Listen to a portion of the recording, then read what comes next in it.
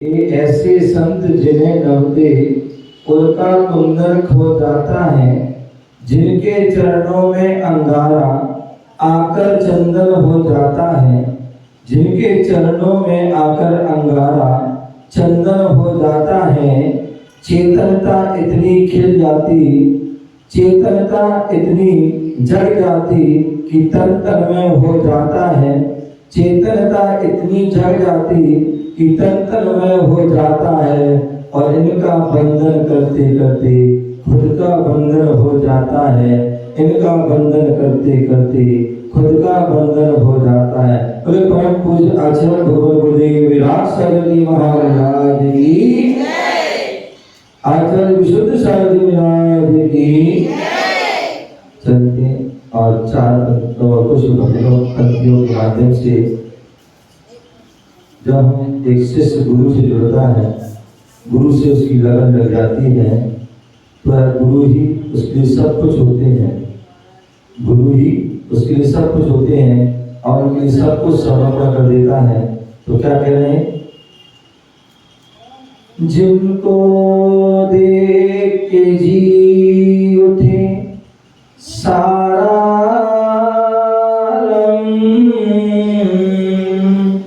जिसको देख के जी उठे सारा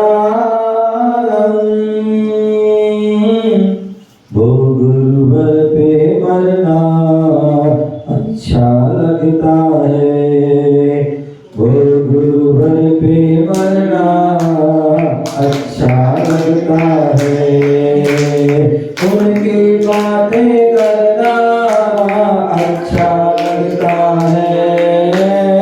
उनकी बातें करना अच्छा लगता है। उनकी याद में रोना अच्छा लगता है। उनकी याद में रोना अच्छा लगता है। और कहते जीवन में जो है हमें क्या मिलता है? फूल भी मिलते हैं, कांटे भी मिलते हैं। फूल में हमें फूलना नहीं है और कांटों में हमें छूलना नहीं है। तो क्या करें? चाहे कलियां हो या कांटे इस राह में, चाहे कलियां हो या कांटे इस राह में, अपनी धुन में चलना अच्छा लगता है। अपनी धुन में चलना अच्छा लगता है। अपनी धुन में चलना अच्छा लगता है।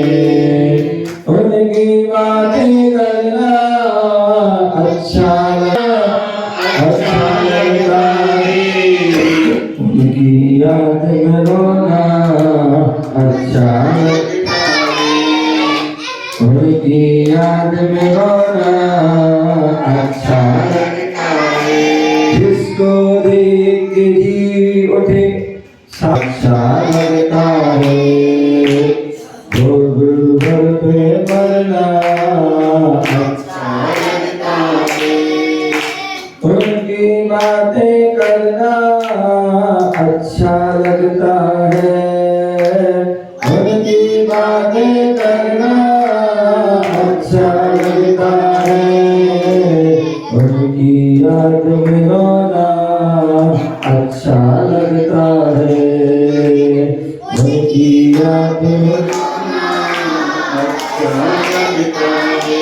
अभी दोपहर में स्वाध्याय चल रहा था कर्मकांड का, और उसमें कर्मों का वर्णन चल रहा था, और उसमें वेदनी कर्म के बारे में बताए थे कि वेदनी कर्म क्या होता है। जो हमें वेदन कराता है वो वेदनी कर्म होता है, और उससे सुख दुख का जो है अनुभव होता है। तो क्या बोले? और सुख का उदय में किससे होता है? तो साता की वजह से सुख होता है और असाता की वजह से दुख मिलता है। तो हमें जो है साता असाता दोनों आने पर में क्या करना है? तो उसके लिए कह रहे हैं, न चाहे साता हो या असाता इस जीवन में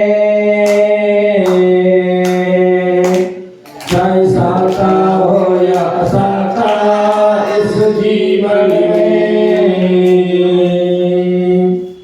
भक्ति भाव में रहना अच्छा लगता है, भक्ति भाव में रहना अच्छा लगता है, उनकी बातें करना अच्छा लगता है, उनकी बातें करना अच्छा लगता है, उनकी याद में रोना अच्छा लगता है, भक्ति उन्हीं की करना अच्छा लगता है, राज उन्हीं से लेना अच्छा लगता है, उनकी बातें करना अच्छा लगता है, उनकी याद में रोना अच्छा लगता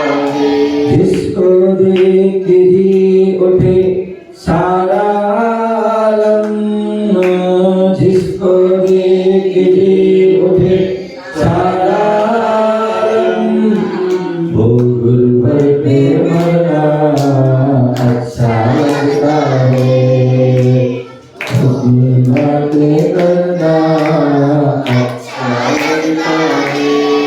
और तो स्वाध्याय में बताया जाता कि 8 कर्मों में जो सबसे बड़ा कर्म है, प्रबल कर्म है, वह मोहिनी कर्म है। और मोहिनी कर्म मूल है और उसकी शाखा जो है वो राग और द्वेष है। और राग द्वेष से ही कर्म का बंध होता है, राग द्वेष से ही संसार में व्यक्ति भ्रमण करता है। ऐसा समय सार आदि ग्रंथों में भी कहा है। तो फिर हमें क्या करना है? भगवान की क्या आज्ञा है? ना राग करो ना द्वेष करो जिन आज्ञा, ना राग करो ना द्वेष करो जिन आज्ञा, आज्ञा उनमें रखना अच्छा लगता है, आज्ञा उनमें धरना अच्छा लगता है, गुरुवर गुरुवर जपना अच्छा लगता है, गुरुवर गुरुवर जपना अच्छा लगता है, गुरुवर गुरुवर रटना अच्छा लगता है, गुरुवर गुरुवर रटना अच्छा लगता है, उनकी बात करना अच्छा लगता है, उनकी बात करना अच्छा लगता है, उनकी याद में रोना अच्छा लगता है, उनकी याद और हम सब आप सभी संसार रहते, घर में रहते हैं, परिवार रहते हैं और घर परिवार में रहते हैं तो 19-20 सब प्रकार के लोग होते हैं। कभी शांत परिणाम वाले होते हैं, कोई अशांत परिणाम वाले होते हैं, कोई सरल परिणाम सहज परिणाम वाले होते हैं, कोई जो है उग्र परिणाम वाले भी होते हैं। लेकिन फिर भी हमें क्या करना है? और जब कभी आपस में कोई झगड़ा भी हो जाता है, लड़ाई हो जाती है, तो ऐसा लगता है कि जैसे सब संसार बेकार है, असार है, बेकार है और सब घर छोड़ दो, परिवार छोड़ दो, तैराक भाग। लेकिन थोड़ी देर में ही जिनसे लड़का होता वही आपस में अच्छे कहते तेरी मेरी सदेना, तेरी मेरी बनेना है। तो फिर वैसी हो जाती, फिर आपस में जाते हैं। अथवा जब कभी हमारे नगर में, हमारे जो है मोहल्ला में, हमारे मंदिर में साधु संत आते हैं और हम उनकी वाणी सुनते हैं, उनकी जो उपदेश सुनते हैं और उपदेश सुनकर के हमें बैराग हो जाता है। ऐसा लगता है कि घर छोड़ दो, परिवार छोड़, कुछ नहीं, सब बेकार है, सब संसार असार है। क्या होता है? ऐसे भाव बन जाते हैं। लेकिन थोड़ी देर में ही वो क्या होते हैं? बदल जाते हैं। तो ऐसे जो है उन पर क्या कहा गया? चाहे आए या ना आए इस राह में, चाहे आए या ना आए इस राह में, इंतजार भी करना अच्छा लगता है, इंतजार भी करना अच्छा लगता है, उनकी याद में रोना अच्छा लगता है, उनकी याद में रोना अच्छा लगता है, चरण उन्हीं के रहना अच्छा लगता है, चरण उन्हीं के रहना अच्छा लगता है, पास उन्हीं के रहना अच्छा लगता है, साथ उन्हीं के हंसना अच्छा लगता है, उनकी बातें करना अच्छा लगता है, उनकी बातें करना अच्छा लगता है, उनकी याद में रोना अच्छा लगता है, उनकी याद में रोना अच्छा लगता है, जिसको देख भी उठे सारा आलम, जिसको देख भी उठे सारा आलम, वो गुरबर के मरना अच्छा लगता है, वो गुरबर के अच्छा लगता है, वो गुरबर के मरना अच्छा लगता है, वो गुरबर पे मरना अच्छा लगता है। बोलो परम पूज्य आचार्य गुरुदेव राजा महाराज की तुम्हारी मेहरबानी से मंजिल पा रहा हूँ, तुम्हारी मेहरबानी से मंजिल पा रहा हूँ, भटकनों को छोड़कर अपने में आ रहा हूँ, भटकनों को छोड़कर अपनों में आ रहा हूँ, अपने में आ रहा हूँ, तुम्हारे उपकारों को कैसे भूल सकता हूँ, तुम्हारे उपकारों को कैसे भूल सकता हूँ, आपके आशीर्वाद से सब कुछ पा रहा हूँ, आपके आशीर्वाद से सब कुछ पा रहा हूँ। बोलो परम पूज्य आचार्य गुरुदेव राष्ट्र जी महाराज की टीचर है, उसके लिए मैं उसके पहला स्नान करके शुद्ध वस्त्र पहन गया, दूसरा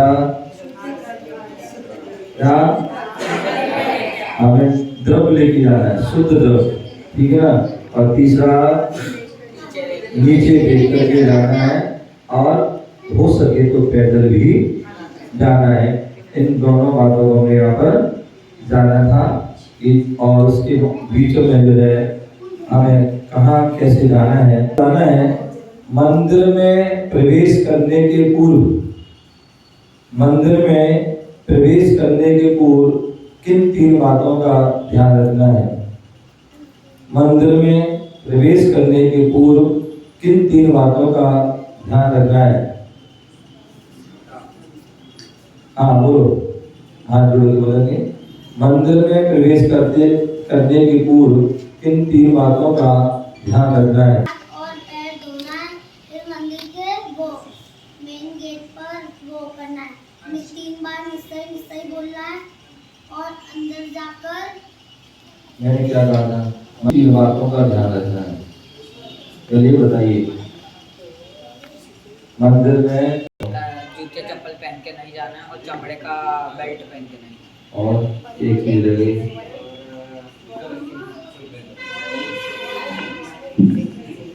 हाँ एक दिल्ली मंदिर की सीढ़ियों पे निश्चय निश्चय निश्चय, वो तो बात की बात है।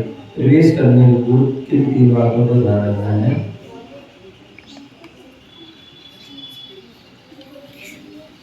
प्रवेश करें उसके पूर्व सबसे पहले हमें जूते चप्पल आदि डालना है, या भगवान के सामने ही प्रदर्शनी लगा दी, दुकान लगा दी सामने, तो ध्यान रखें कभी भी भगवान की वेदी के सामने दरवाजे के डायरेक्ट सामने हमें जूते चप्पल नहीं उतारना चाहिए, साइड में उतारना चाहिए और व्यवस्थित, ऐसा नहीं कि एक चप्पल यहाँ और एक चप्पल, तो ऐसे नहीं। तो जूते चप्पल आदि जो हम पहन के दी गए हैं तो उनको साइड में उतार दें। दूसरी बात, हम जो है जूते चप्पल आदि पहन गए या नंगे पैर भी गए, हो सकता है पैर गंदे हुए होंगे, तो पैर को धोना है। क्या करना है? पैर को धोना है। और साथ साथ हो सकता है कई बार क्या होता है, आपने जूते उतारे, उसके क्या बोलते हैं मोजे उतारे और रिगड़ा आदि खोला, तो जो है उससे हाथ गंदे हो जाते हैं। तो इसलिए जो है क्या करना चाहिए, हमें हाथ भी धो लेना चाहिए, ठीक है ना। तो मंदिर में प्रवेश करने पे जूते चप्पल आदि साइड उतार दें, बेल्ट आदि पर्स आदि है वो भी साइड उतार दें, और यदि आप जो है पैर धो लें, हाथ धो लें। और तीसरे जो है, यदि हो सकता है आपने कुछ खाया पिया हो, क्या किया हो, खाया पिया हो रास्ते में, या घर पे चाय पाए पी के आए हो, हैं गुटखा कोई खा के आए हो और कोई वस्तु खा के पी के आए हो, अथवा आपने हो सकता उठने के बाद कुल्ला ना किया हो, मतलब जो है पुरुष आदि, मतलब क्या मुख शुद्धि नहीं की हो, तो मुख शुद्धि के लिए हमें कुल्ला कर लेना चाहिए। क्या कर लेना चाहिए? मुख शुद्धि के लिए हमें कुल्ला कर लेना चाहिए। तो इसलिए इन तीन बातों को ध्यान रखना है। जूते चप्पल पर्स बेल्ट आदि रख कर दीजिए, दूसरे हाथ पर धो लीजिए, और तीसरे कुल्ला आदि कर लेना चाहिए, ठीक है ना। तो इन तीनों बातों को ध्यान रखना है। आइए भाई और पुरस्कार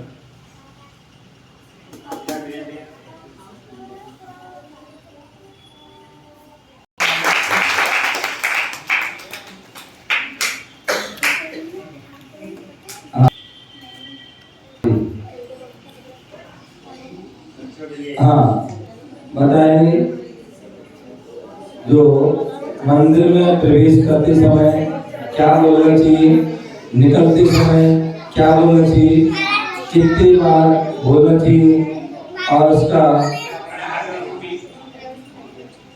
क्यों बोलना चाहिए। हाँ बताओ, ध्यान है। जिससे अगर कोई देवता अगर कोई भी भगवान के दर्शनार्थ आए तो वो हमें जगह दो और हम निर्विघ्न अपने दर्शन कर पाए। और लौटते समय 3 बार ऐसे ही बोलना चाहिए, जिससे वो यथास्थान अपना स्थान प्राप्त कर सके। जी,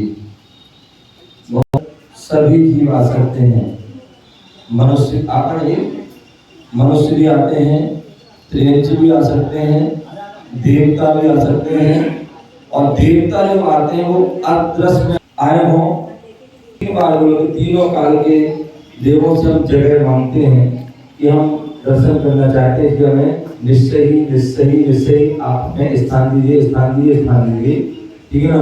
और जब हम जाते हैं तो असली अब हम जा रहे हैं, और आप अपना स्थान संभालिए, आप अपनी भक्ति कीजिए। तो इसलिए हम जो है 3 बार इनको जाते समय और आते समय बोलना चाहिए। ये सामान्य जो है बच्चों वाली परिभाषा है। मूलाचार ग्रंथ में जो है आचार्य भट्टिकेल मुनियार कहते हैं कि साधुजन जहाँ कहीं भी जाते हैं तो 80 का ये जो है आते समय जाते समय बोलते हैं। और दूसरे जो क्यों बोलते हैं, मंदिर में प्रवेश करते हैं तो जो है मंदिर में प्रवेश करें तो बोले हम क्या करें, निश्चय इसी बोल रहे हैं। इसका अर्थ है कि हम जो है मंदिर में प्रवेश कर रहे हैं, खाली होके जा रहे हैं। क्या खाली होके जा रहे हैं? किसी प्रकार का राग देश मोह क्रोध मान माया लोभ आदि में किसी प्रकार के जो है विकारी भाव को लेकर या खाली होके जा रहे हैं, जिससे कि हम जो है भगवान के दरबार जा रहे हैं, गुरुओं के भंडार के पास जा रहे हैं, तो हमारी जो है खाली बर्तन में वो गुण भर सके। अन्यथा आप अपने बर्तन को भर के ले जाओगे, क्या अपने बर्तन को ले जाओगे और आपके बर्तन में क्या है, कचरा है। क्या है विकास जी? है कचरा, राग देश का कचरा, मोह का कचरा, क्रोध मान माया लोभ का कचरा है, ठीक है, ईर्ष्या का आदि का कचरा है, पापों का कचरा है, विष्णु कचरा है, ठीक है ना। इसलिए उन कचरा को दूर कर दीजिए और खाली कर दीजिए, फिर जाइए तो गुणों से भर जाओगे। अन्यथा यदि उसमें कचरा रहेगा, आता है दूध आता है तो आप क्या करते हैं, साफ पतीली में, साफ पतीली लेते हैं, गंदी में लेते हैं, और राग देश को लेके जा रहे हैं, क्रोध मान माया लोभ को लेके जा रहे हैं, दूसरों को लेके जाओगे तो क्या हो जाएगा, हो जाएगा।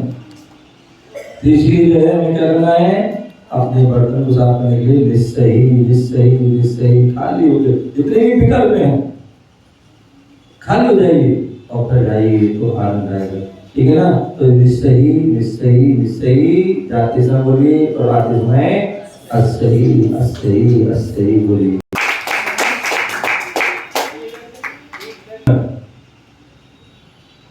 ध्यान से सुनना है, पहले तीर्थंकर और अंतिम तीर्थंकर का नाम,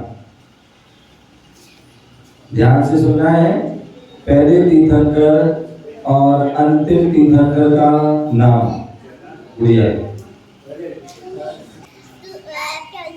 सबसे लास्ट वाले महावीर। हाँ, और गुड़िया, पहले तीर्थंकर और अंतिम तीर्थंकर का नाम। हाँ लोग बैठो। ऋषभनाथ जी और आदिनाथ भगवान। अंतिम तीर्थंकर के 5 नाम है, महावीर, वीर, अतिवीर, सन्मति, वर्धमान, महावीर। बैठिए। पहले तीर्थंकर और अंतिम, हाथ जोड़ो। पहले ऋषभनाथ जी और आखिरी महावीर। बैठ जाओ। हाँ, जो लास्ट है वो महावीर। बैठ जाओ। बैठो बैठो। हाँ, हाथ जोड़ो, हाथ जोड़ो।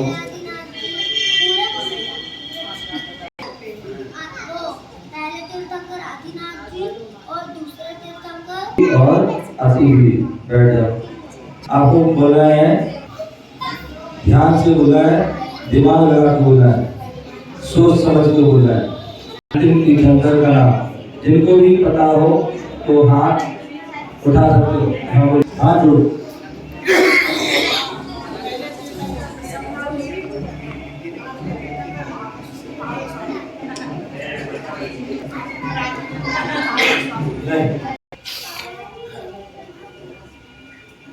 तो इसलिए हमें कभी ना भूत के बोले थे ना वर्तमान के जो आदिनाथ यही हैं और लास्ट महावीर स्वामी हैं, लेकिन हमने कोई कारण नहीं गुजरा, इसलिए बहुत सारे हो चुके हैं और आगे भी होंगे। आइए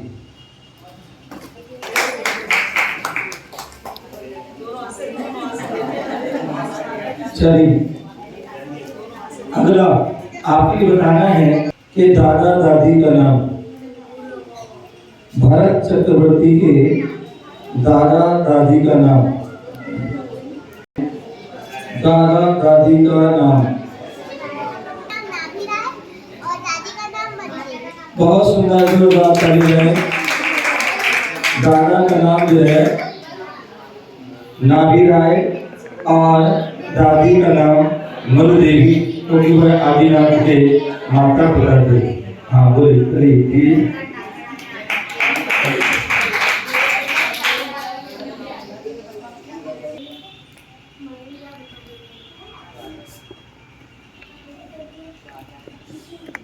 ऐसे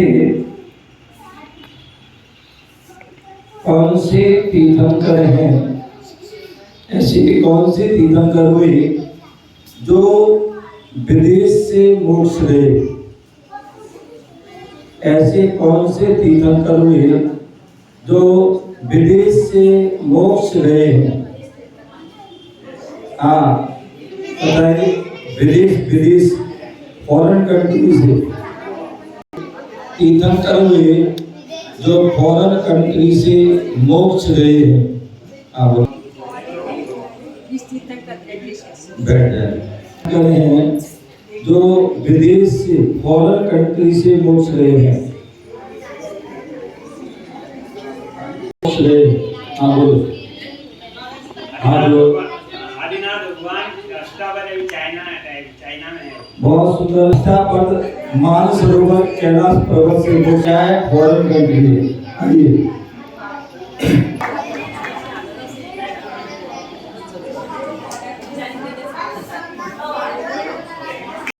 सुनो, आपने बहुत सारे सिद्ध क्षेत्रों के नाम सुने होंगे। ऐसे क्षेत्र का नाम बताना है जो एक फूल से है। ऐसे क्षेत्र का नाम बताना है जो फूल से है। हाँ बताए अम्मा, पीछे वाली, वो पीछे वाली अम्मा है चंपापुर। बहुत बढ़िया। सिद्ध क्षेत्र चंपापुर, जहाँ से वासुदेव भगवान को मोक्ष हुआ, पांचों कल्याण हुए, ऐसे वह चंपापुर चल है। आइए आओ अम्मा।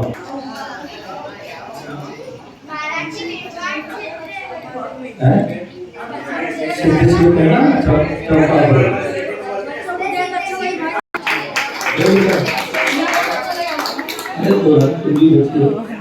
तो बच्चों देना जिसको देना। हाँ चलिए, इस मंदिर के प्रांगण में हम बैठे हैं। इन मंदिर के मूल नायक भगवान कौन से हैं और उनका चिन्ह क्या है? बैठ के बोलो, अच्छी बैठ बताओ, तो बताएंगे। हाँ अच्छी बैठ के बात करेंगे। आपको बताना है मंदिर के मूल नायक भगवान कौन से हैं और उनका चिन्ह क्या है? आप चिन्ह क्या है बेटा? क्या? शेर। मंदिर आते हो, देवी आते हैं? अच्छा बहुत बढ़िया, जोरदार तालियां।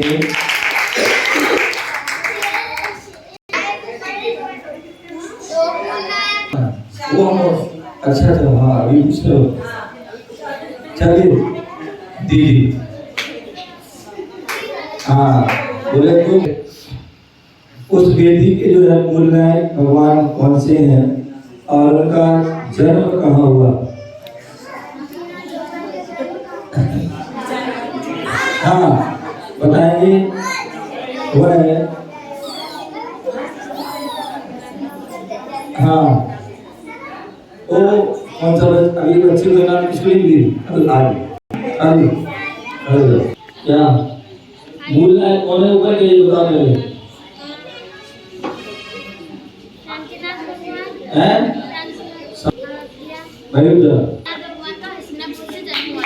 बहुत बढ़िया। शांतिनाथ जो है हस्तिनापुर में हुआ और शांतिनाथ भगवान ऐसे तीर्थंकर हैं जो तीन पद के धारी हैं और कामदेव भी हैं। आइए चलिए बताना है नगर में,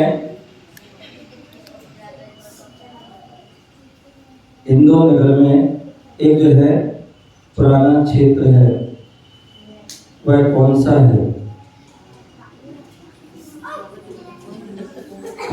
तो कल बताया था, कल बताया था।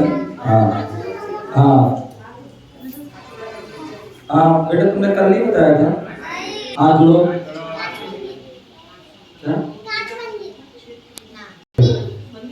बैठो बैठो, हाँ बैठ जाओ बेटा। हाँ है नहीं, कभी बताया था, आज नहीं बताया। उसमें कौन सी भगवान है? बाहुबली भगवान की। बहुत बढ़िया।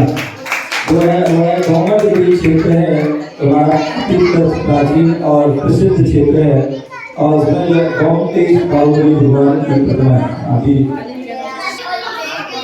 चलिए अंतिम प्रश्न है,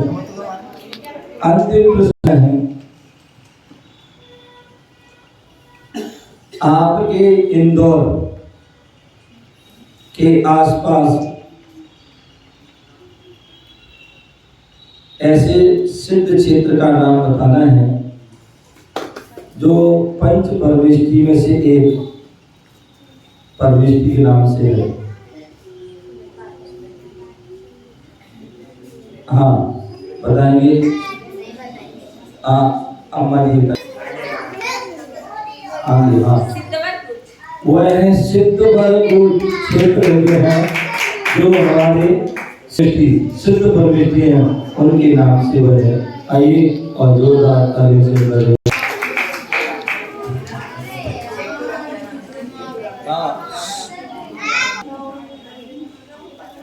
नमस्ते।